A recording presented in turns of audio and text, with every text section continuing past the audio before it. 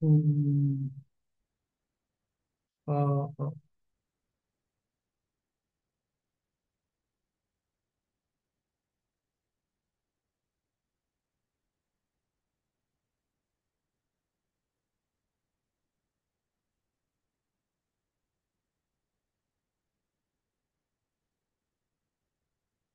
Oke, Bismillahirrahmanirrahim. Saya mulai. Assalamualaikum warahmatullahi wabarakatuh. Waalaikumsalam Waalaikumsalam warahmatullahi warahmatullahi wabarakatuh. wabarakatuh. Alhamdulillah, syukurillah, wassalatu wassalamu ala rasulillah wa ala alihi wa sahbihi wa man walah. Fala wala quwata illa billah, rabbi israh li sadri wa yassir li amri wa hlul 'uqdatam min lisani yafqahu qawli amma ba'du. Alhamdulillah, walaupun dengan segala keterbatasan yang ada, kita alhamdulillah masih diperkenankan Allah Ta'ala untuk sama-sama belajar, sharing, dan masing-masing kita menunaikan kewajiban kita. Mohon maaf, semestinya jam 1 saya bisa hadir, tapi ada kegiatan yang tidak bisa saya tinggalkan di tempat lain. Uh, Sebetulnya ingin bisa hadir offline ya, tapi ternyata agak sulit. Mohon maaf, ini kita tetap lanjutkan, walaupun jamnya sudah bergeser. Mudah-mudahan ini bisa menjadi bagian dari tugas yang kita tunaikan bersama. Bab kita hibah, wasiat, dan wakaf. Ada 3 materi uh, yang kita sama-sama ingin pelajari. Sebetulnya dalam kehidupan sehari-hari seperti uh, materi-materi sebelumnya, ini adalah kegiatan muamalah yang di antara kita tidak asing kita mendengar kata hibah atau pemberian. Kita sering memberi, ada orang lain juga memberi kepada kita. Kita pernah menerima pemberian. Begitupun sebaliknya kita pernah memberikan suatu pemberian kepada orang lain. Wasiat itu juga ya kita sering mendengar kata-kata wasiat gitu. Tidak mungkin juga pada suatu saat kita akan berwasiat ya kepada mungkin keluarga kita atau kepada anak keturunan kita atau kita sebagai anak mungkin pernah mendapatkan atau akan mendapatkan wasiat dari orang tua kita misalnya kita tentunya ingin agar uh, sesuatu atau suatu yang melekat kepada kita atas pemberian atau suatu wasiat bisa kita laksanakan, bisa kita tunaikan. Karena kita memahami dan mengetahui hak dan kewajiban baik mereka yang memberikan wasiat atau kita mungkin yang diberikan wasiat. Wakaf, ya wakaf kini juga sering ya kita mendengar kata-kata wakaf ini. Lalu bedanya apa antara hibah, wasiat dengan wakaf? Kita coba satu persatu ya, satu persatu. Kita mulai dari sini dulu ya, dari hibah yang paling sederhana, yang paling mungkin ringan ya, dari sisi hukum maupun uh, yang sering tertunaikan dalam kehidupan kita sehari-hari, yang sering kita laksanakan, kita lakukan sehari-hari. Hibah ini pemberian, ya pemberian.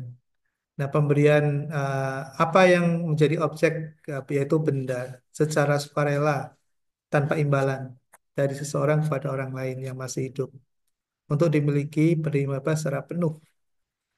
Jadi seperti halnya yang pemberian mungkin sifatnya yang eh, jadi kalau ada kegiatan yang rutin dan sering dilakukan oleh oleh seseorang atau oleh manusia atau oleh masyarakat ya biasanya hukumnya lebih ringan yaitu di sini hibah boleh ya hukum awal dari muamalah al muamalah ibahah hatta yadilu tadilu ala tahrimiha.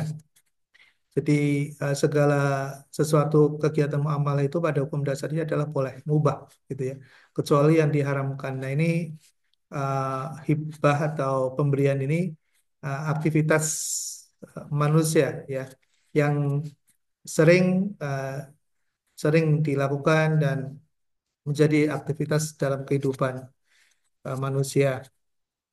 Nah, hukum dasarnya adalah boleh ya. Hukum dasarnya adalah boleh. Dan dianjurkan justru dalam Islam karena ini menjadi bagian untuk menumbuhkan rasa kasih sayang antara satu dengan yang lainnya dan uh, untuk menumbuhkan ukhuwah persaudaraan, untuk menjalin silaturahmi.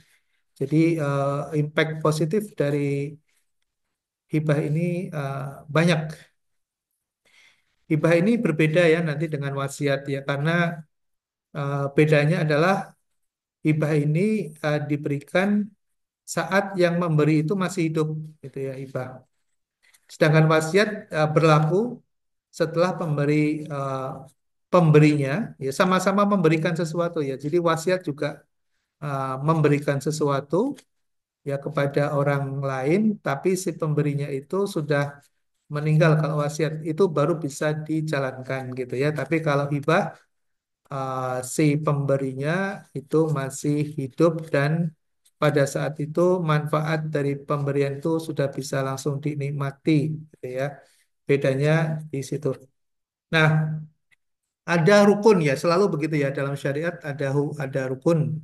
Rukun itu artinya kalau eh, salah satu rukun yang ditentukan itu tidak ada, maka tidak bisa berjalan, ya, tidak bisa berfungsi, tidak bisa berlaku. Ya, hibah tidak berlaku. Misalnya, kalau yang memberi hibah itu tidak ada, ya kan nggak mungkin.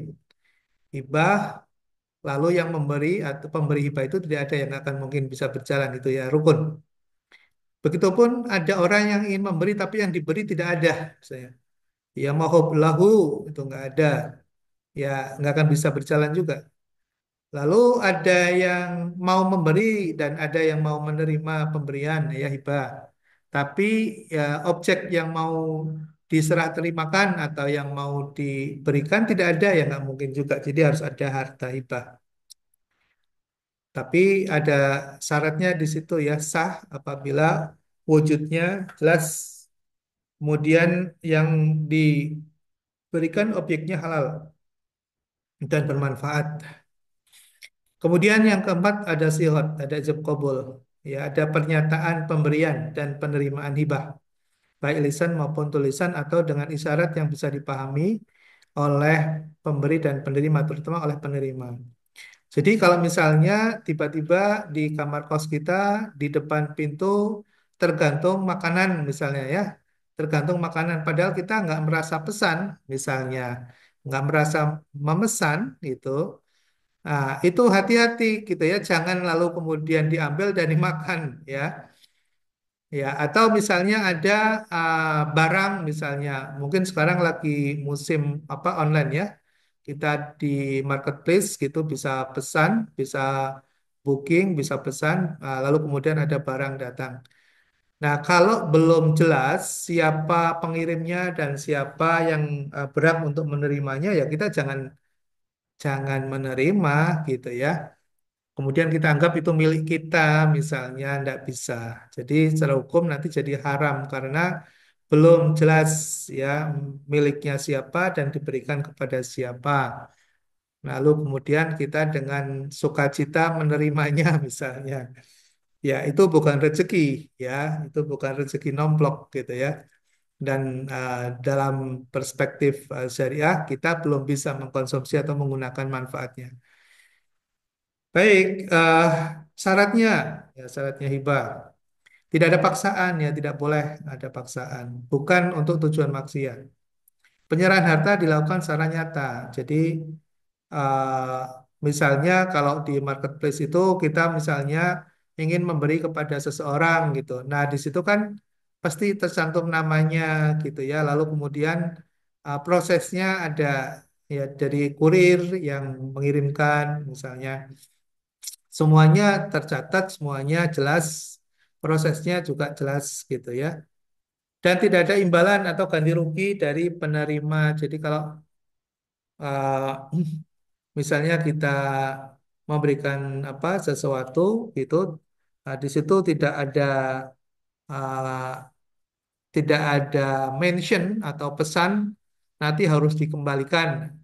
Nah, kalau mau minta dikembalikan, kalau itu suatu barang, kemudian mau diambil manfaatnya, misalnya. Ya, itu berbeda lagi nanti akadnya, bukan hibah ya. Akadnya mungkin aja sewa, akadnya mungkin aja nitip ya wadiah misalnya. Wadiah itu ada mutlakoh, ada wadiah muqayyadah ya, ada wadiah mutlak yang kemudian bisa nitip lalu hanya sekedar titip itu nggak boleh digunakan gitu ya.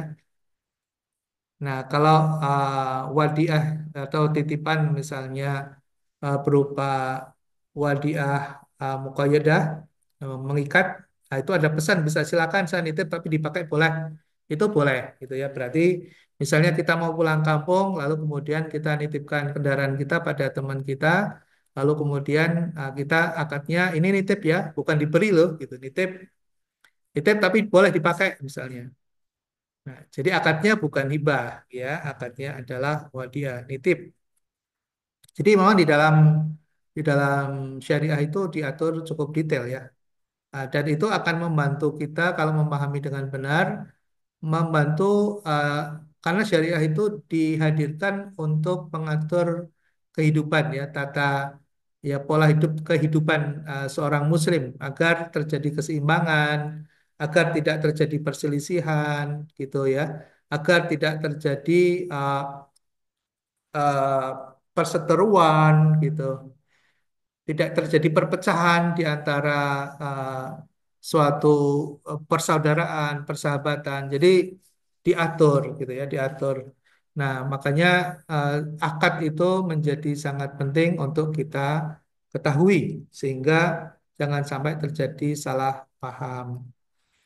Nah, kemudian yang berikutnya adalah wasiat. Ya, wasiat ini pernyataan seseorang untuk memberikan harta atau manfaat kepada orang lain yang berlaku. Nah, itu yang berlaku setelah pewasiat meninggal dunia. Bedanya sama-sama ini sama-sama pemberian, ya sama-sama pemberian, tapi berlaku atau bisa dimanfaatkan pemberian itu setelah yang memberi meninggal dunia.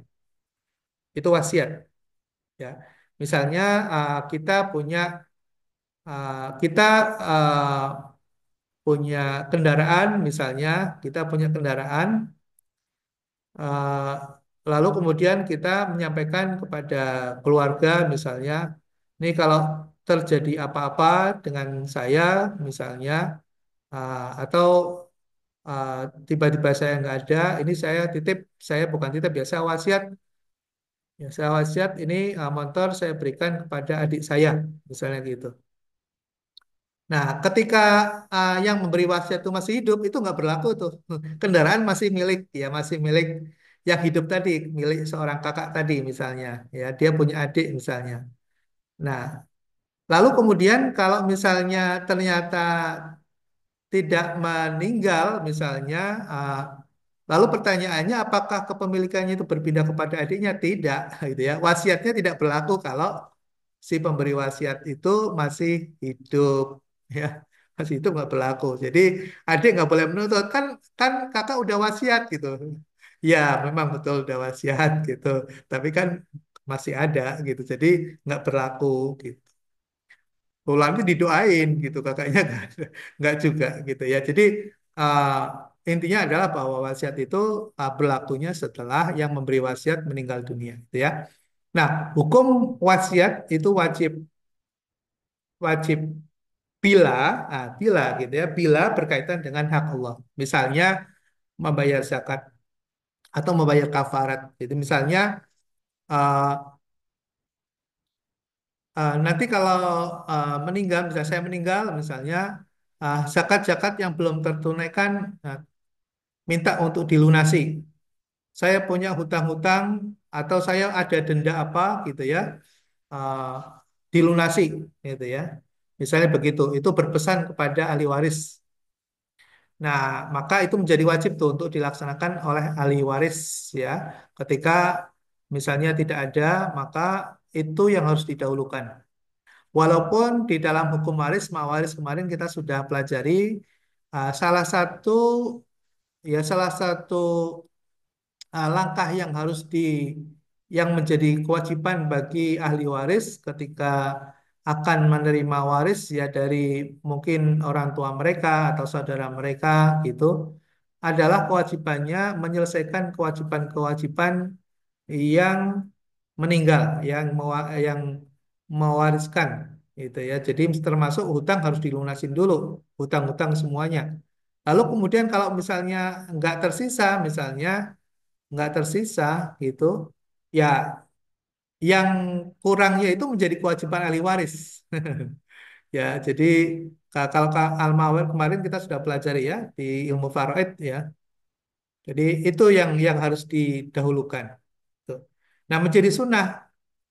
Sunnah apabila wasiat itu misalnya kepada kerabat yang tidak mendapat warisan. Jadi uh, misalnya ada saudara begitu ya yang saudara mungkin sepupu begitu uh, yang mungkin dalam kondisi yang fakir atau miskin begitu.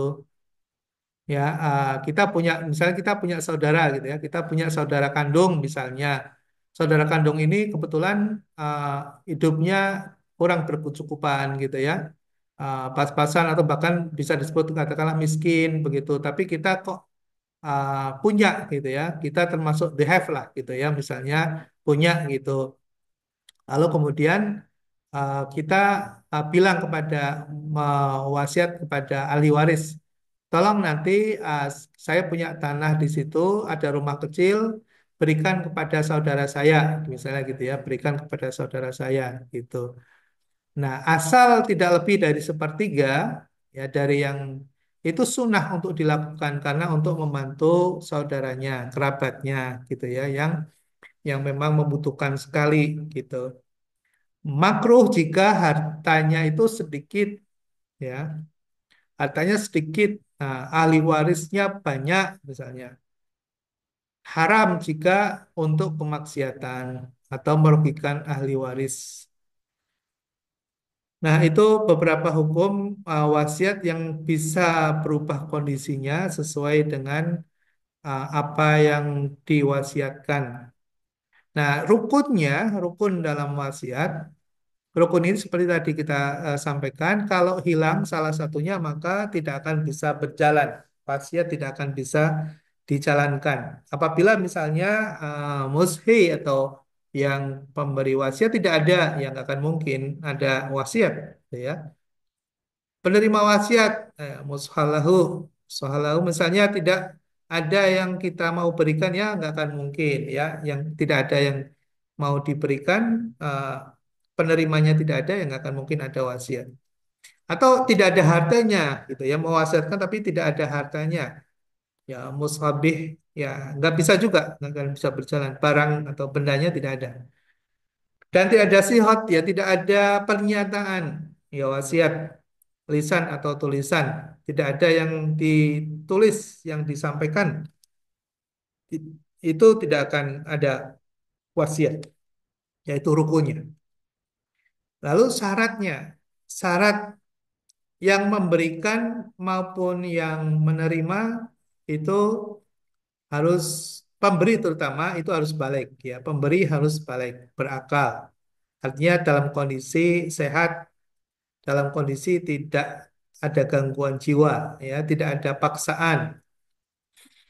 Nah, penerimanya ini harus jelas nih. Ya, cakap hukum artinya dia ya sudah balik juga gitu ya. Nah, masalahnya ketika belum balik, masih dalam asuhan, misalnya masih bayi, ya nanti akan diterimakan ketika sudah dewasa, ya sudah memiliki hak hukum. Misalnya kalau seseorang ingin memiliki kendaraan, itu kan harus punya KTP, ya.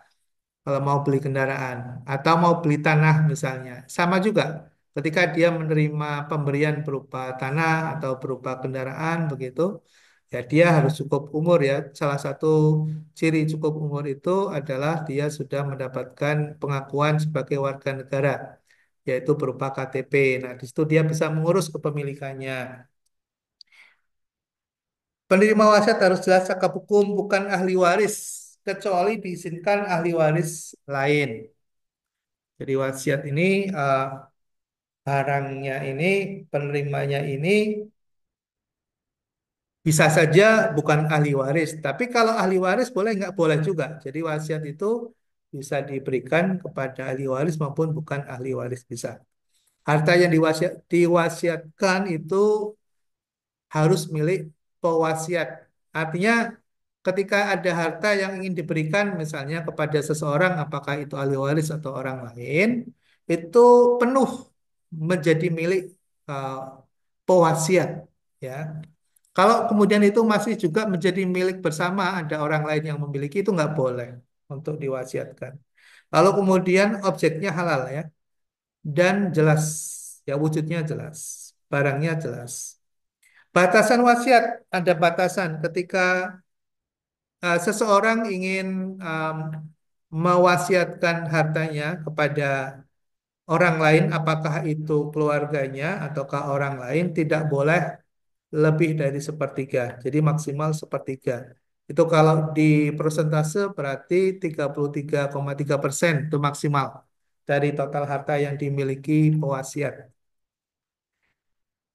Kecuali ada persetujuan dari ahli waris, ya jika lebih dari itu. Nah, kalau ahli warisnya setuju, ya nggak apa-apa. Tapi kalau kalau ahli warisnya tidak setuju, maka paling banyak adalah sepertiganya. Wasiat tidak boleh diberikan untuk maksiat atau merugikan hak ahli waris. Ya, apabila objek wasiat yang nanti akan diberikan kepada si penerima itu misalnya merugikan haknya ahli waris, ya, maka wasiat tidak boleh. Ya. Nah, kemudian yang ketiga wakaf. Ya, ini juga sama-sama pemberian juga ya. Ini pemberian juga. Nah, pemberian apa yang diserahkan? Yang diserahkan adalah hak milik atas harta benda dari seseorang atau disebut dengan wakif untuk dimanfaatkan secara permanen atau jangka waktu tertentu. Untuk apa? Untuk kepentingan ibadah dan kesejahteraan umum. Kalau kepentingan ibadah, misalnya untuk mendirikan tempat ibadah, ya masjid, musola, misalnya, atau pondok pesantren, misalnya, atau sekolah, misalnya. Uh, Lalu untuk kesejahteraan, misalnya mendirikan klinik, rumah sakit, ya. Amal usaha Muhammadiyah, itu sebagian besar adalah dari wakaf, ya, sebagian besar. Nah, hukum wakaf adalah sunnah muakkadah, sangat dianjurkan dan menjadi amal jariah yang pahalanya terus mengalir, yang menjadi amal jariah. Jadi ketiga-tiganya ya, hibah ya pemberian, gitu ya, wasiat juga pemberian, wakaf juga pemberian, ya. Tapi ada rukun, ada syarat yang membedakan, gitu ya. Nah, di dalam wakaf ini, ya wakaf terutama yang sekarang sedang digalakkan oleh pemerintah juga. Rukunnya apa? Rukun adalah tadi kalau salah satunya hilang maka tidak akan terjadi kegiatan wakaf. Harus ada wakif, yaitu orang yang mewakafkan hartanya. Mauquf, harta yang diwakafkan, ada harta yang diwakafkan. Mauquf alaih, ada penerima atau manfaat wakaf. Itu bisa individu, bisa juga lembaga. Kemudian ada sihat, ikrar atau pernyataan wakaf ya secara lisan atau tulisan. Syarat wakaf, wakaf harus sudah balik ya. Jadi kalau mewakafkan seorang ini harus sudah balik berakal, merdeka, dan pemilik sah dari harta yang mau diwakafkan itu. Harta juga harus jelas ya, manfaat dan penuh menjadi milik wakif, jadi milik si pemberi wakaf. Tujuan wakaf itu untuk apa? Tadi untuk kebaikan dan tidak bertentangan dengan syariat. Itu syaratnya. Jadi kalau syaratnya tidak terpenuhi maka menjadi batal. Gitu ya.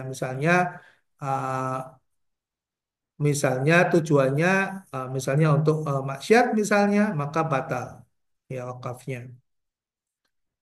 Nah, jenis-jenis wakaf, wakaf bisa berupa benda yang tidak bergerak ya seperti tanah, bangunan gitu. Wakaf bisa juga berupa benda yang bergerak ya kendaraan, hewan. Berikan buku, wakaf Al-Quran misalnya. Boleh. Wakaf uang juga boleh. ya sesuai fatwa dan regulasi di Indonesia. Wakaf uang yang kita berikan bukan harta berupa tanah misalnya, bisa nggak kita wakaf setiap hari? Bisa dengan wakaf uang. Misalnya wakaf yang kita orientasikan atau kita niatkan misalnya untuk membeli tanah. Nah, tanah untuk misalnya mendirikan sekolah misalnya.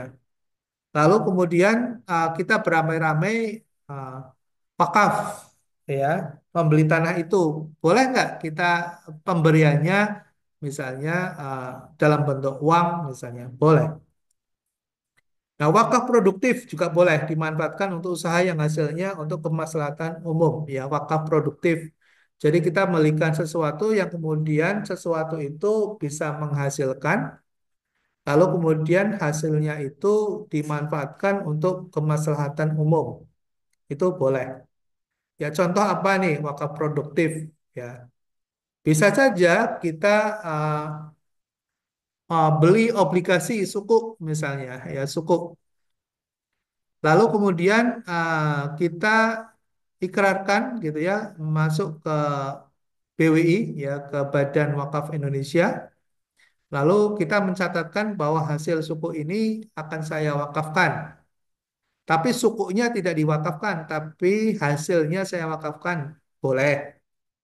Selama berapa tahun? Misalnya 5 tahun, ya dicatat tuh sama BWI sehingga hak dari penghasilan return obligasi itu langsung diterima oleh Badan Wakaf yang kemudian hasilnya digunakan ya untuk membeli harta wakaf baik yang ditunjuk ataupun digunakan untuk kemaslahatan umat.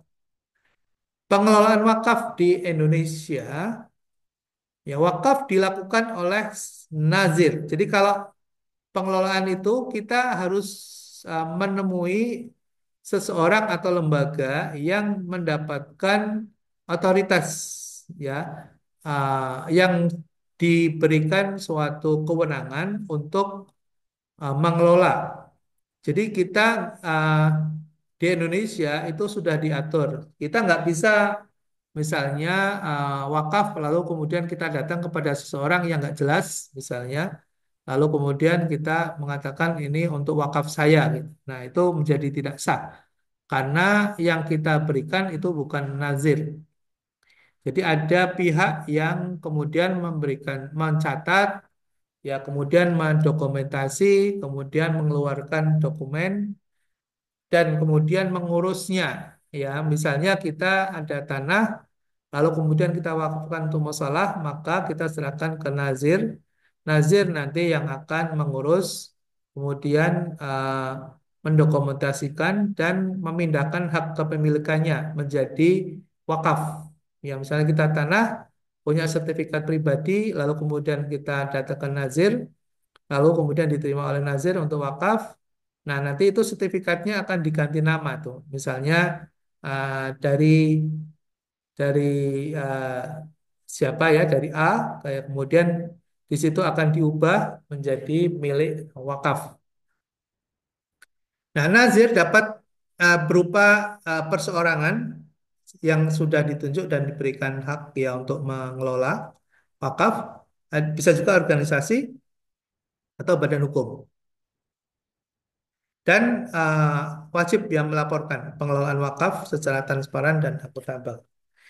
Di Indonesia, pengelolaan wakaf diatur di Undang-Undang Nomor 41 Tahun 2004 tentang wakaf.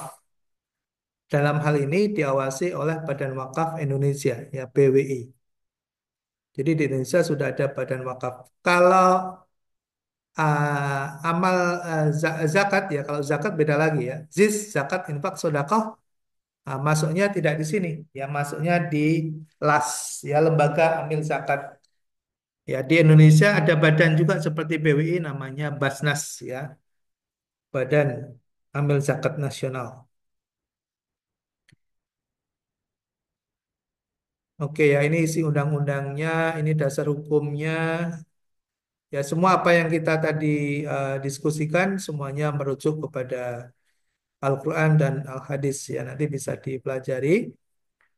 eh, secara lebih dalam, ya ini sudah saya jelaskan di awal.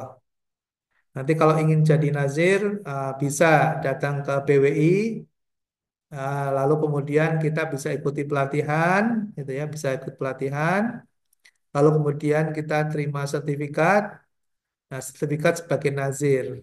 Nah itu bisa saja menjadi profesi, ya, uh, bisa menjadi bagian dari kegiatan amal kita juga bisa.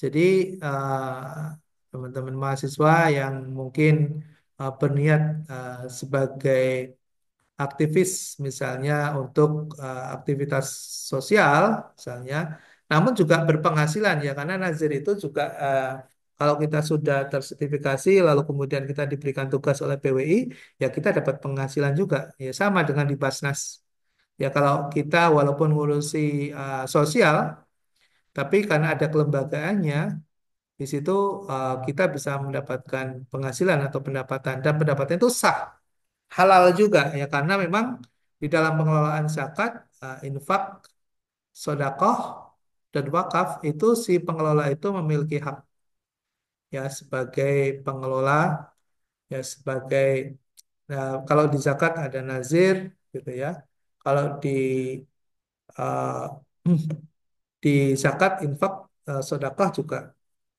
ada dan bisa mendapatkan hak itu. Jadi kita bisa juga meniti karir di lembaga amal itu boleh, ya bisa.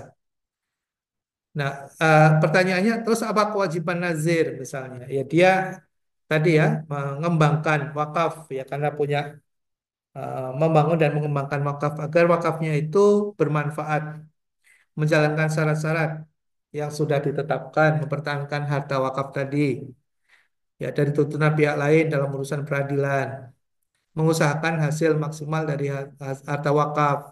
Jika misalnya berupa tanah, ya tanah kalau misalnya ada wakaf, lalu kemudian harta wakafnya digunakan untuk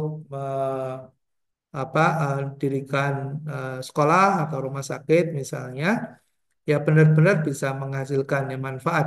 Di, makanya eh, kita mungkin pernah dengar ya ada hotel wakaf ya dari masyarakat Aceh eh, di Mekah gitu ya. Jadi dulu gitu ya zaman masa sebelum kemerdekaan itu gitu ya banyak saudagar-saudagar dari Aceh dan sampai sekarang masih ada gitu. Nah, itu mengalir tuh ya. Jadi hotelnya itu masih bisa tetap berfungsi, menghasilkan.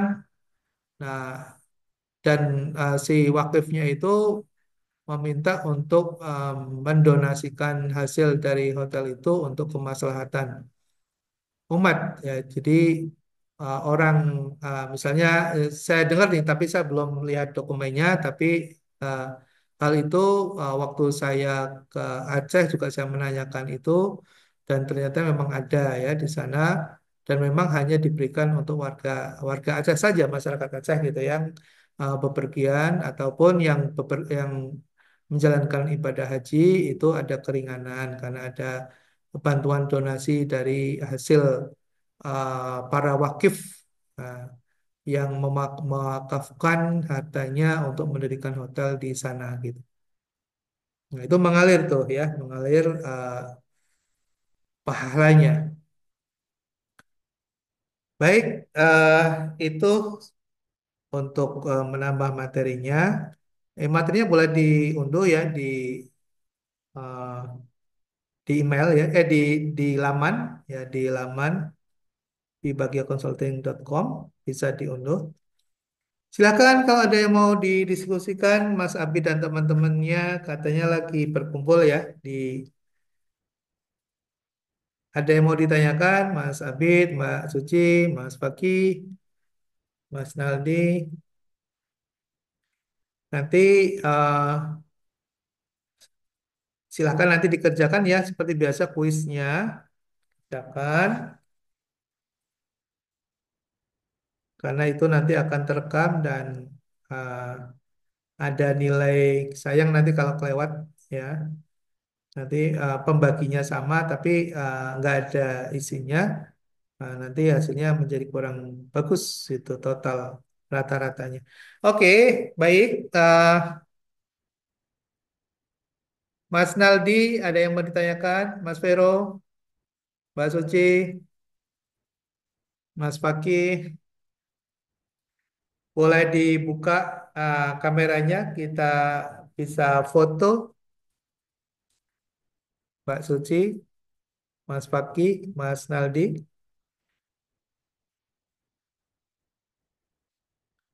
Halo, apakah masih monitor?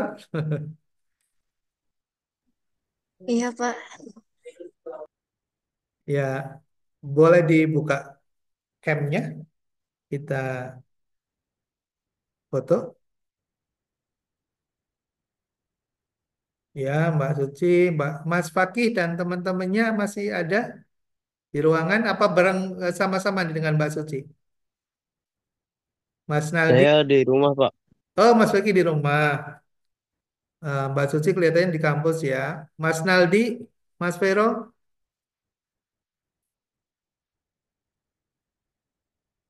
masih ada? Ini sedang ada kelas, Pak. Oh, sedang ada Kelas kelas ya? offline. Iya, Pak.